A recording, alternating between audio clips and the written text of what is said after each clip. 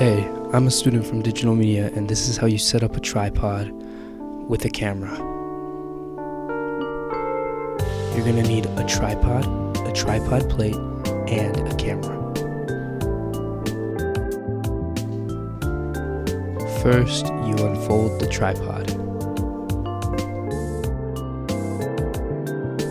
Extend the legs out to your desired length.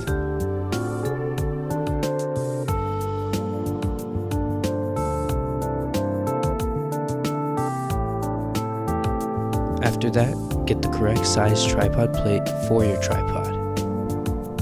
Next, take your camera and attach it on the tripod plate. Make sure it's tight, but don't over tighten it, so you can untighten it when you're done. Then attach plate onto the tripod. Now you can record.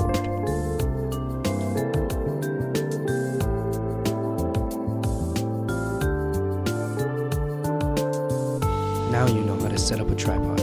Good job.